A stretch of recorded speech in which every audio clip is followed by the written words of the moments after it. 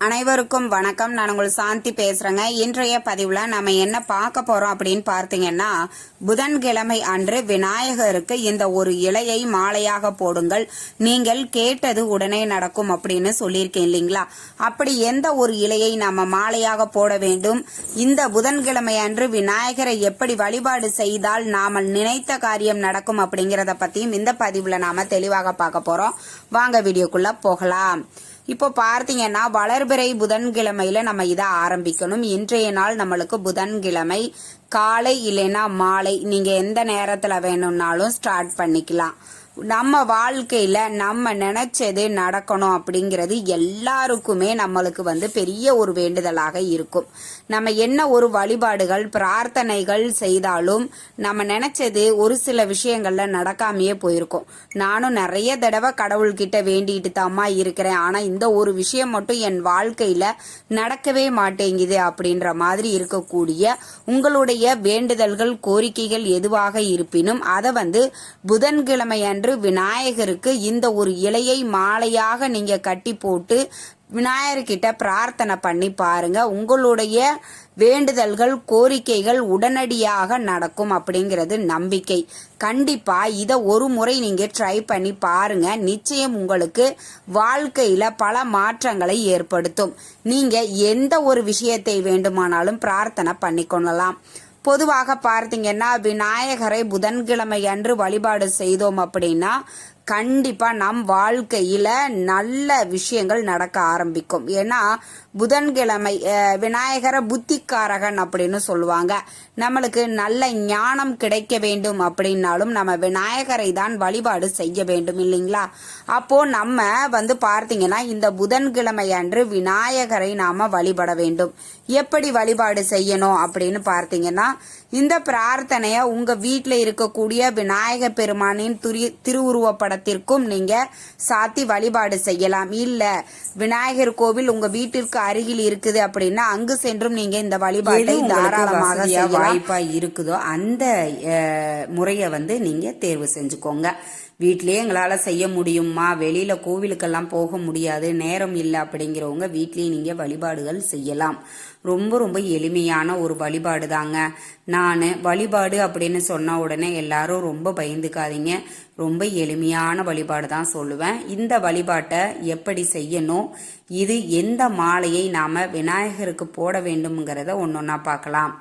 உங்க வீட்டில் இருக்கக்கூடிய விநாயகரினுடைய திருவுருவ படத்தை நல்லா சுத்தம் பண்ணிட்டு மஞ்சள் குங்குமம் வச்சுக்கோங்க. அடுத்தது பார்த்தீங்கன்னா, கற்பூரவள்ளி இலையை தான் நம்ம மாலையாக கட்டி போடணுங்க. அதுவும் கற்பூரவள்ளி இலையை 9 அப்படிங்கிற எண்ணிக்கையில எடுத்துக்கோங்க.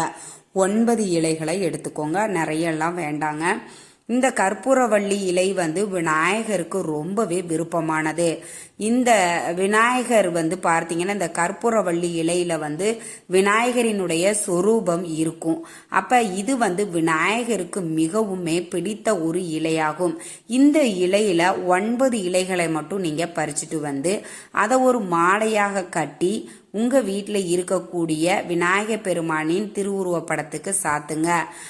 தீபம் பார்த்தீங்க அப்படின்னா 2 நெய் தீபங்களாக ஏற்றி கொள்ளுங்கள்.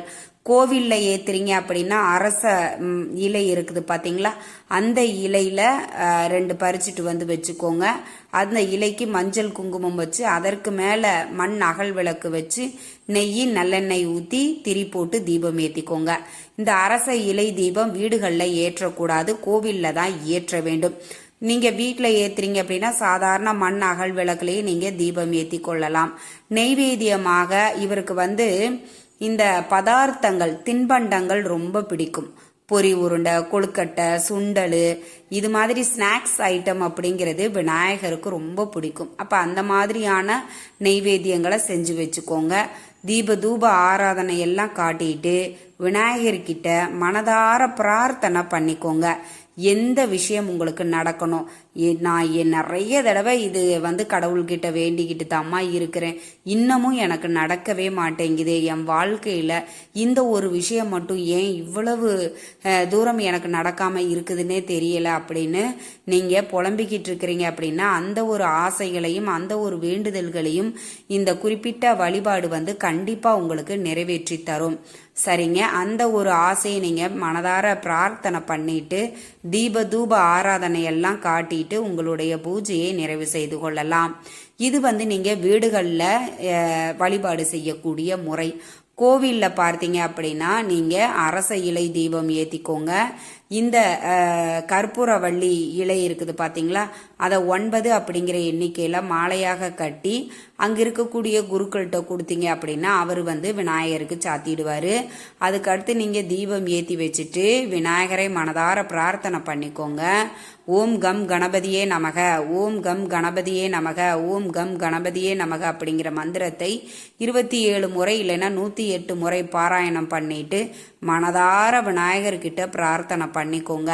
இந்த விஷயம் கண்டிப்பாக என் வாழ்க்கையில் நடக்க வேண்டும், நான் ரொம்ப நாளாக பிரார்த்தனை பண்ணிட்டு இருக்கிறேன், விநாயக பெருமானே நீ தான் இந்த விஷயத்தை நடத்தி வைக்கணும் அப்படின்னு மனதார பிரார்த்தனை பண்ணிக்கோங்க. இது எது வேணா இருக்கலாம். குழந்தை வரம் வேண்டும், நல்ல வேலை வேண்டும், அதே மாதிரி பார்த்தீங்கன்னா திருமணம் நடக்கணும். இந்த மாதிரி உங்களுடைய வேண்டுதல்கள் கோரிக்கைகள் எதுவாக இருந்தாலும் அதை வந்து நீங்கள் விநாயகர்கிட்ட மனதார பிரார்த்தனை பண்ணுங்க. நம்மளுக்கு ஏதாவது ஒரு வேண்டுதலை மட்டும் நீங்கள் முன் வச்சுக்கோங்க. சரி, இது எத்தனை வாரம் இதே மாதிரி நாம் செய்யணும் அப்படின்னா 12 வாரங்கள் நாம் ஒவ்வொரு புதன்கிழமை அன்றும் நீங்கள் செய்யணும். ஆரம்பிக்கும் போது மட்டும் வளர்பிறை புதன்கிழமையில் நீங்கள் ஆரம்பிங்க. அதற்கு அடுத்தது தொடர்ந்து நீங்கள் 12 புதன்கிழமை செய்யணுங்க. இதில் இடையில பெண்கள் மாதவிடாய் காலம் வந்துட்டா என்ன பண்ணுறது அப்படின்னு கேட்பீங்க. அந்த நாட்களை மட்டும் ஸ்கிப் பண்ணிக்கோங்க. அடுத்து வரக்கூடிய புதன்கிழமை நாட்களை நீங்கள் கண்டினியூ பண்ணலாம். ஃபர்ஸ்ட்லேருந்து ஸ்டார்ட் பண்ணணும்னு அவசியம் இல்லை, விட்ட இடத்துல இருந்தே நீங்கள் ஆரம்பிக்கலாம். இப்போ ஒரு 3 வாரம் செஞ்சிட்டீங்க, 4வது வாரம் செய்ய முடியலை, மாதவிடாய் காலம் வந்துருச்சு அப்படின்னா அதை ஸ்கிப் பண்ணிவிட்டு அடுத்த வாரத்திலேருந்து 4வது வாரமாக நீங்கள் அப்படியே நீங்கள் கொண்டு போய் 12 வாரங்கள் இதை வந்து நீங்கள் செய்யணும். 12 புதன்கிழமை இதே மாதிரியே 9 கற்பூரவள்ளி இலைகளை பறிச்சுட்டு வந்து அதை மாலையாக கட்டி வீட்டுக்கு அருகில் இருக்கக்கூடிய விநாயக பெருமான் கோவிலுக்கு போட்டாலும் சரி, இல்லை உங்கள் பூஜை அறையில் இருக்கக்கூடிய விநாயக பெருமானை வழிபட்டாலும் சரி, கண்டிப்பாக விநாயக பெருமானுக்கு இந்த கற்பூரவள்ளி இலை மாலை வந்து கண்டிப்பாக சாத்தி நீங்கள் வழிபாடு செய்யும் பொழுது விநாயக பெருமான் நீங்கள் கேட்ட அனைத்தையுமே உடனடியாக கொடுப்பார். அதில் எந்த ஒரு மாற்று கருத்தும் கிடையாது. நாம் நம்பிக்கையோட மனதார விநாயக பெருமானை வழிபட்டோம் அப்படின்னா கண்டிப்பாக நாம் கேட்டதை விநாயக பெருமான் கொடுப்பார். ரொம்ப எளிமையான வழிபாடு தாங்க. இந்த கற்பூரவள்ளி இலை வந்து பார்த்தீங்கன்னா மோஸ்ட்லி எல்லா இடங்களிலையுமே இது இப்போ கிடைக்க ஆரம்பிச்சிடுச்சு. சின்னதாக ஒரு செடியை ஒடிச்சிட்டு வந்து ஒரு பூச்சட்டியில் நீங்கள் ஒரு தொட்டியில் வச்சு வளர்த்தீங்கன்னா கூட இது நல்லா வளரக்கூடியது. கண்டிப்பாக இதை நீங்கள் ஒரு முறை நம்பிக்கையோட விநாயக பெருமானை வழிபாடு செஞ்சு பாருங்கள். உங்கள் வாழ்க்கையில் நீங்கள் கேட்ட அனைத்தையும் விநாயக பெருமான் கொடுப்பார். இந்த தகவல் உங்களுக்கு ரொம்பவுமே பயனுள்ளதாக இருந்திருக்கும்னு நினைக்கிறேன். வீடியோ பிடிச்சிருந்தா லைக் பண்ணுங்க, ஷேர் பண்ணுங்க, கமெண்ட் பண்ணுங்க. இந்த பதிவை உங்களுடைய உற்றார் உறவினர்கள் நண்பர்களுக்கும் ஷேர் பண்ணுங்க, அவங்களும் பார்த்து பயன்பெறட்டும். நன்றி, வணக்கம்.